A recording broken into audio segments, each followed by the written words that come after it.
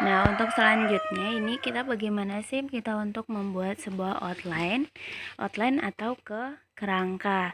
Sebenarnya minggu kemarin kita sudah melakukannya ya, tapi bukan kamu yang melakukannya, Ibu sudah memberikan outline sebuah judul, kemudian memberikan outline-nya, kemudian kamu mengembangkannya menjadi sebuah tulisan ya. Masih ingat tidak ketika kamu membuat tulisan tentang literasi mahasiswa Universitas Muhammadiyah Kupang. Nah, itu kan ada beberapa pertanyaan tuh. Nah, sebenarnya membuat outline itu seperti itu, yaitu kita membuat beberapa pertanyaan yang sebenarnya mencerminkan bagaimana kita membuka, kemudian bagaimana kita menemukan isi, mengemukakan isi, kemudian bagaimana kita menutup. Nah, di sini outline ya, coba diperhatikan. Outline ini digunakan untuk apa sih? Di dalam materi tadi Ibu sudah menjelaskan bahwa outline ini digunakan sebenarnya sebagai acuan ya. Nah, acuan artinya biar ketika kita mau menulis, misalnya kita mau menulis tentang kemiskinan menggerogoti masyarakat NTT, kita tidak kemana-mana, artinya kita tidak meluas, pemikiran kita tidak meluas, tidak menghambur-hamburkan waktu atau menghabiskan waktu untuk membahas sesuatu yang sebenarnya tidak nyambung dengan judul yang kita buat atau yang kita inginkan. Nah, sekarang adalah bagaimana caranya membuat outline. Membuat outline pada dasarnya kita bisa menerapkan prinsip 5W plus 1H. Apa sih 5W plus 1H? Masih ingat kan? Masih ingat ini mata pelajaran SMP, SMA itu selalu ada nih 5W plus 1H. Apa, siapa, mengapa, di mana, bagaimana. Apalagi yang belum? 1, 2, 3, 4, 5. 5W apa, siapa, mengapa, di mana, bagaimana, mengapa. Nah, prinsip 5W1H ini sebenarnya kita bisa gunakan di sini.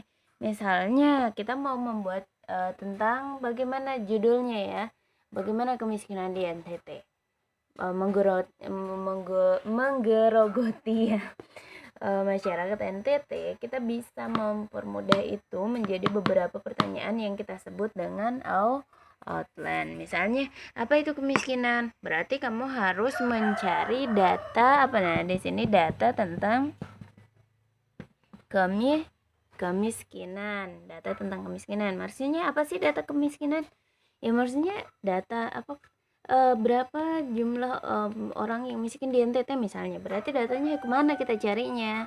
Nah, silakan cari menurut misalnya data di masing-masing kabupaten, misalnya di web masing-masing kabupaten, misalnya angka kemiskinannya segini, penduduknya segini. Nah, kita mencari data. Kemudian kita mengapa seseorang. Nah, kalau ini ya pasti akan hubungannya dengan data. Ketika kita menemukan data, kita bisa merumuskan gagasan kita mengapa seseorang itu bisa dikatakan miskin, atau tolak ukurnya apa nih. Kemudian dikatakan miskin, bagaimana kita menghadapi kemiskinan masyarakat NTT ini? Apakah kita hanya diam saja atau bagaimana? Nah, di sini sebenarnya kita sedang memberikan ulasan atau memberikan pendapat tentang bagaimana tema yang sudah kita tentukan. Nah, data ini nanti berhubungan dengan referensi. Nah, data itu sama dengan referensi.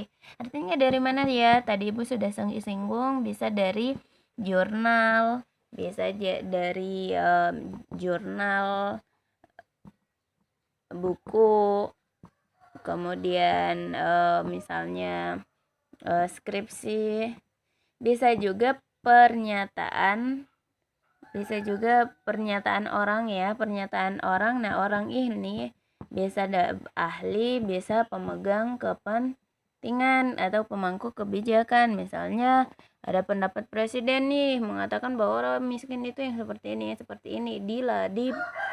ketika diwawancara, maka itu juga bisa kita jadikan sebagai data. Tapi lebih banyak kita bisa mengambil buku, jurnal, opini orang, jurnal dan tesis, skripsi dan lain sebagainya. Oke.